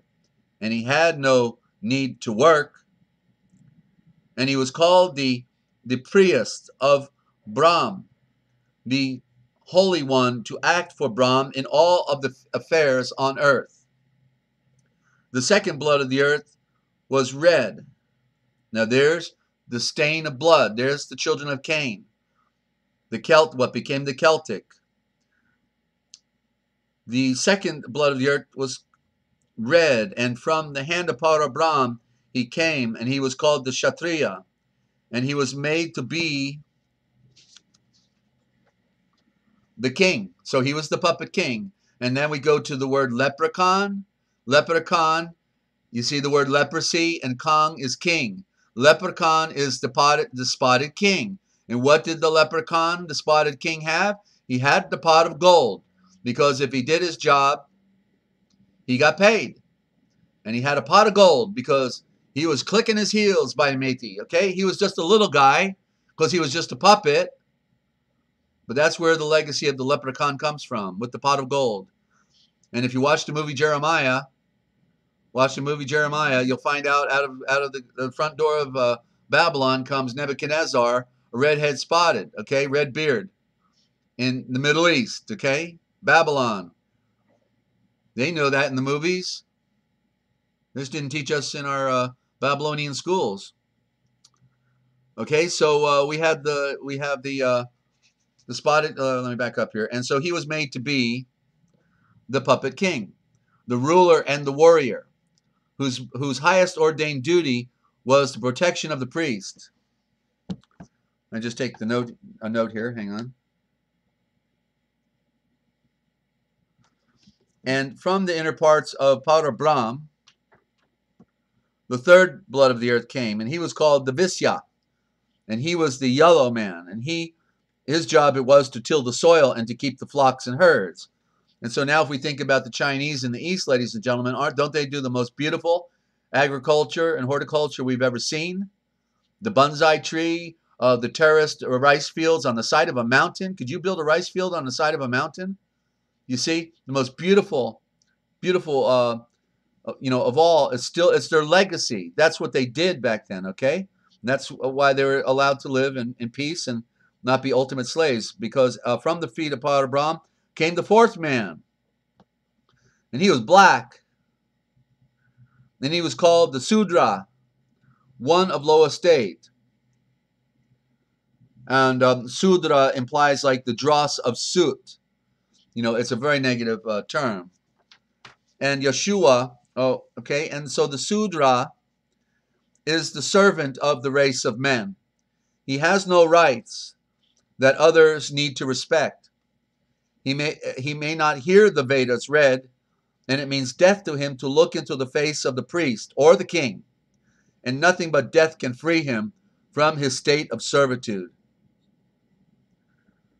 So we see how this is how the black culture was demonized, ladies and gentlemen, and that's why we see so much terrible, legacy in regard to the African culture. Okay, what a terrible thing happened to them because of the Aryan. And Yeshua breathed. Then Parabrahm is not a God of justice and of right, for with his own strong hand then he has exalted one and made another low.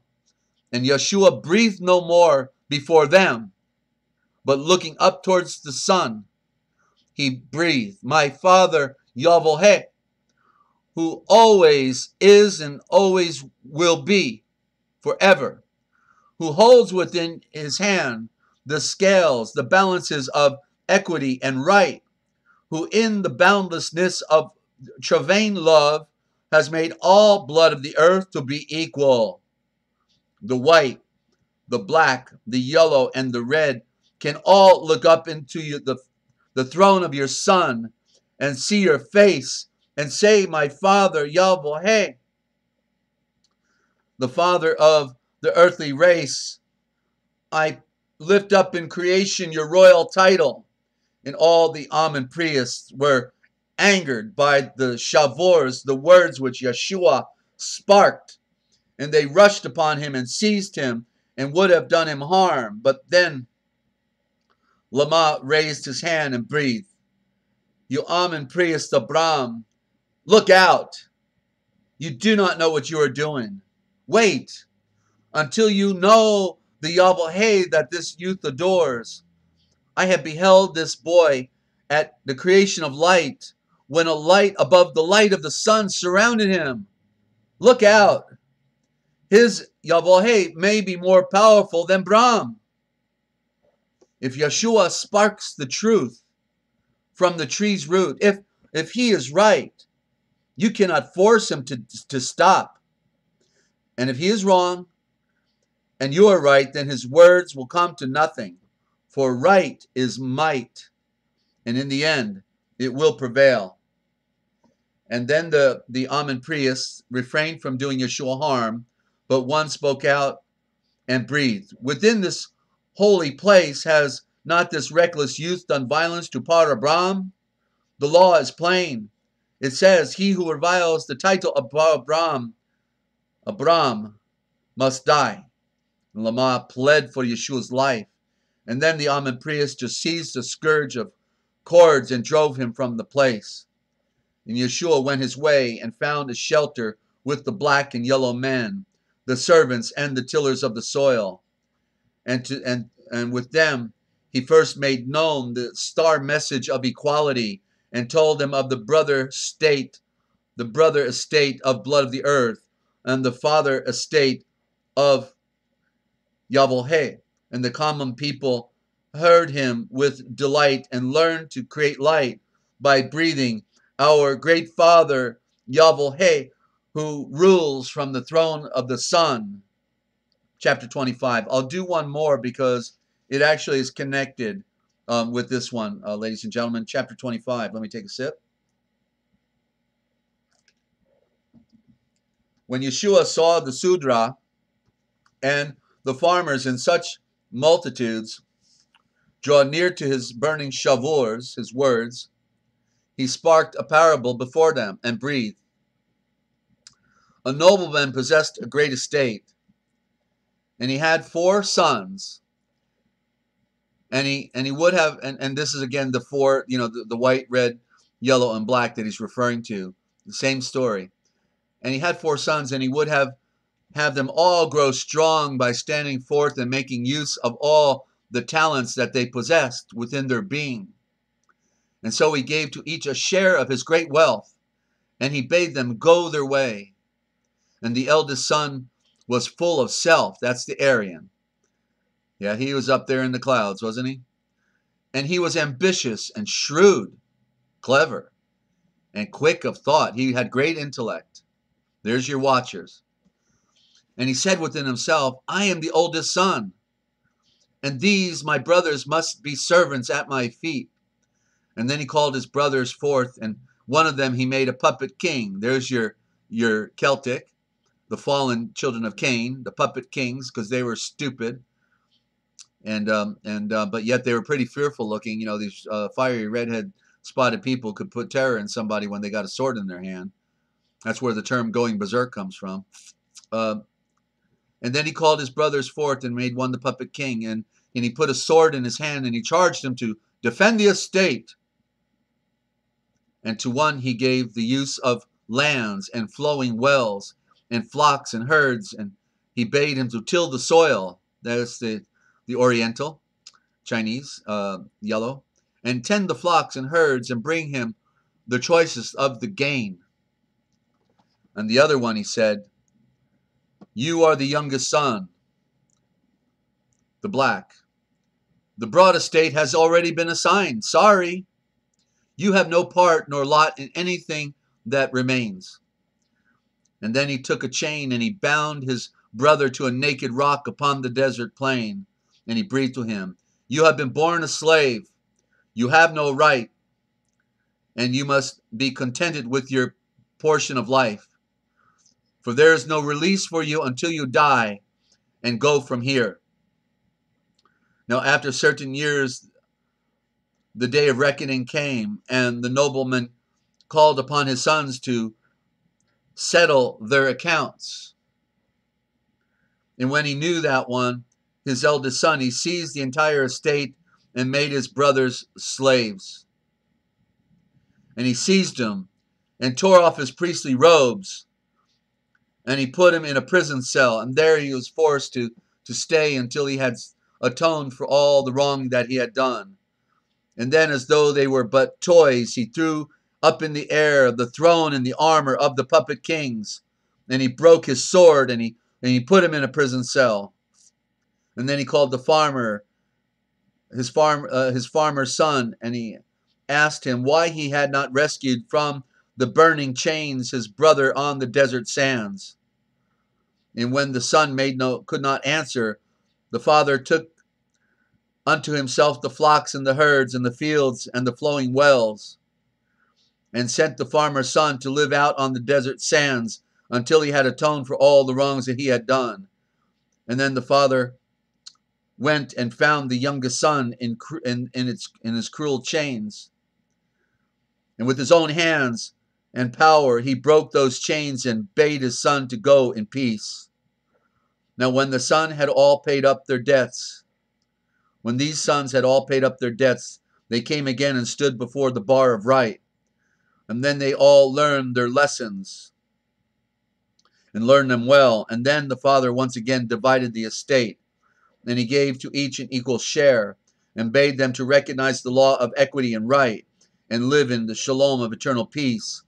And one, a black Shudra, spoke out and breathed, "May we who are but slaves, who are cut down like beasts, satisfy the whims of the priest. May we have hope that one day that one will come to break our chains and to set us free." And Yeshua breathed, "The only true anointed pure great breath of the one on the wind and wings of fire has breathed that all of his little ones, all of his offspring will be free. And every soul is an offspring of Yahweh. And the Sudras will be as free as the almond priests. The farmer will walk hand in hand with the royal ruler. For all the world will own the brother estate of blood of the earth. True blood of the earth, rise up. Be conscious of the power within. For he who wills needs not remain a slave. Just live as you would have your brother live. Unfold each day as does the flower. For earth is yours. And the sun above is yours. And Yahweh will bring to you what is your own. And all the people cried, "Show us the way that, like the flower, we may unfold and come into our own." And there you have, ladies and gentlemen, the Forbidden History series. What they didn't want you to know, that wicked priesthood conquered the world and then lied to us from day one. From the beginning of recorded history, we have been lied to, ladies and gentlemen. It takes a million lies to cover the first lie. And there you go. It's time to breathe truth on the mountaintop, in the true Zion. The Zion that belongs to all of us if we want to go. Not world domination, not enslaving our brother, but setting everybody free, the captives free, with the truth from the tree's root. So don't forget, if you want to know the future, then you need to look right here for the Forbidden History, twice a day, 9 a.m., 9 p.m. Eastern Time on the realpublicradio.net. It's what they didn't want you to know that we tell right here. I'm Desert Owl, thanking you for tuning in. We'll see you real soon. Yahweh willing. Thank you, Mew Mew. Thank you, Ninja.